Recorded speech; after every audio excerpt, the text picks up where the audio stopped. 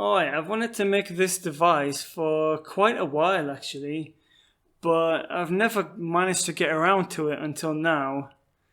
And it's basically just an expansion of the stock LFO device in Ableton.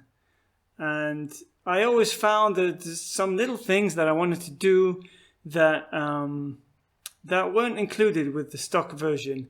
And I just wanted to make this little expansion to make some nice adjustments that I thought some people would find useful. And so the first thing I just still I wanted to retain all of the basic functions that you find in the stock version, but I just wanted to add these little tweaks.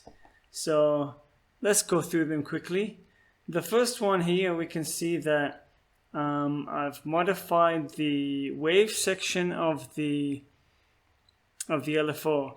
So you still have this waveform selection here.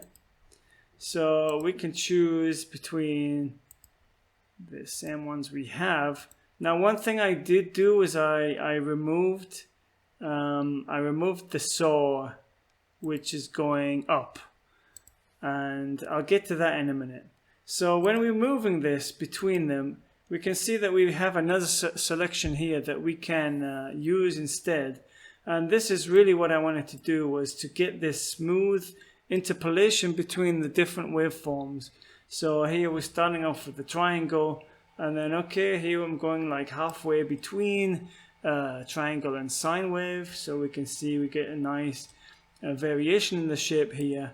And of course this can also be modulated as well. So yeah, going through, then we have like between a sine and a square wave into the square. Here somewhere between a square and a saw. Okay, and the reason I removed the saw going up, because it didn't really fit in with any kind of smooth interpolation. Here we've got a cross between the saw and random, so we get these nice kind of descending waves coming at different points, still fitting into the rate. Of course, we can still have this set to the same settings as we could have before. Here we've got random, then going into, what is this, random and binary. So we have this quite strange selection. Instead of just going between 1 and 0 with the binary, then we've got this strange stuff happening. Then we've got it into this stray, so I quite like this one. Yeah, then from the stray onto glide. Now if we look at glide, this is kind of meandering around. With the screwed stray, we've got still this periodic change going on. Anyway, yes, so we can modulate between the different waves as we're going, and then we can get some nice smooth interpolation and get some interesting shapes that we wouldn't normally get.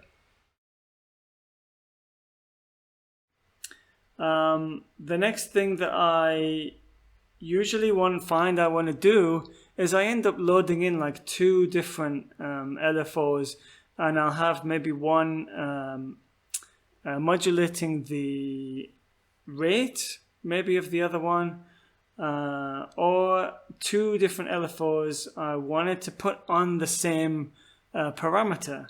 And so here we can get some, let me just slow this down, because I like to have this one slow and then add in this, I called it here FM. I might change that later because technically it's amplitude modulation. So we're adding in this other waveform here at whatever rate we want to give it. Let's make it a bit faster maybe. And then here, so we're getting this here. Let's put this on like a straight sine. So we're getting this main shape of the sine wave, but we're also getting this little sine wave that's coming in here. Now, one thing that's happening already that we can see here is sometimes this waveform is boosting the signal here higher than the limit. So it's going higher than 1. And what's happening when it does that, because here I've got it on clip, then it's just clipping off that. So we've got this straight line here. And we'll come to this in a second, because here we can change the different fold or wrap function that we have here. And we can also select between the different shapes that we have in the standard LFO section. And so we can get some different things going on here. Again, really much more interesting shapes that we're going to find with the standard LFO. Oh, this is the binary, yeah. So, okay, maybe something a bit smoother to get rid of those spiky points. Okay. And so here I've got it on clip mode, but what we can also do is change it. So here I can put it on fold, and then if you have something which is going to make a curve coming out of the top, instead of that curve coming out of the top, that curve is going to come down. So whatever amount it is going over the limit, it is going to fold that back, and that will be minused from the signal. If we just remove this for now, then I want to look at this inflate option so that we can see exactly what's going on much more clearly. So here, if I start to inflate, what I'm doing is I'm boosting that LFO to be higher than 1, so that it's going to come out over the top, and it's going to come down further than the bottom of the limit here. And so, okay, if we just keep it on clip as it was before, then obviously we're just going to clip out anything that is exceeding our limit.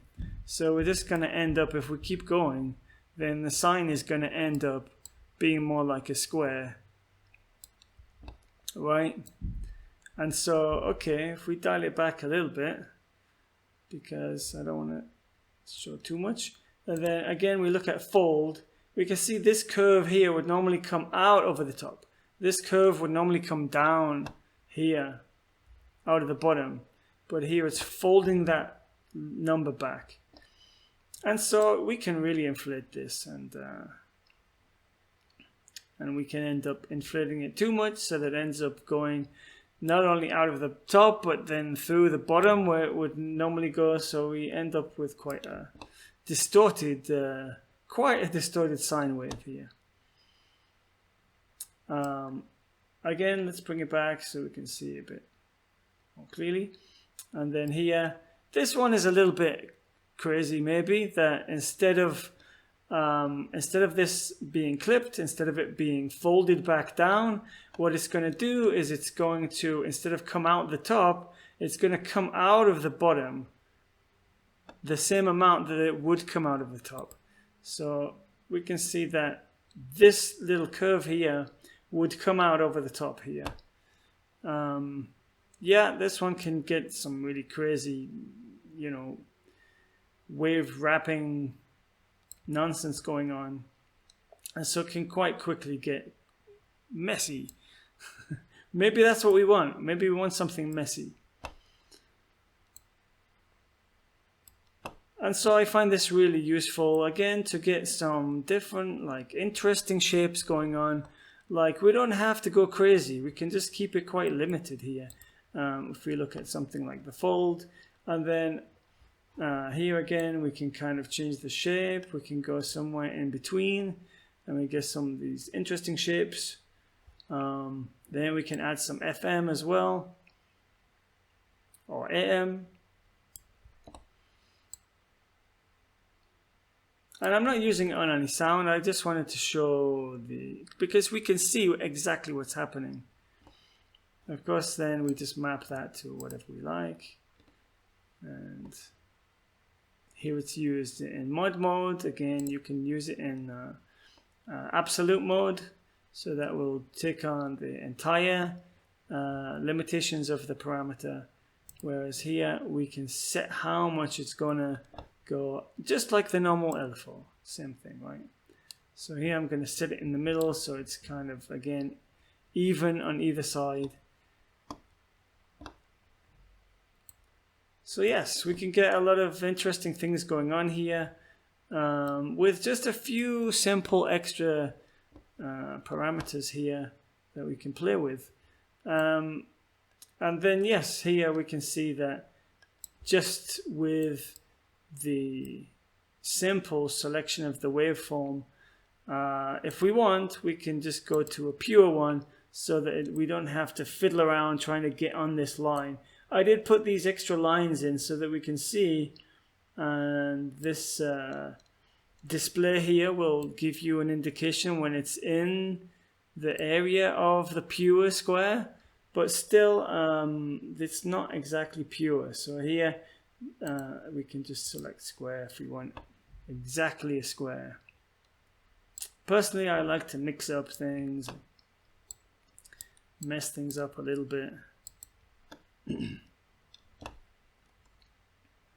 So there we go, that's LFO Pro.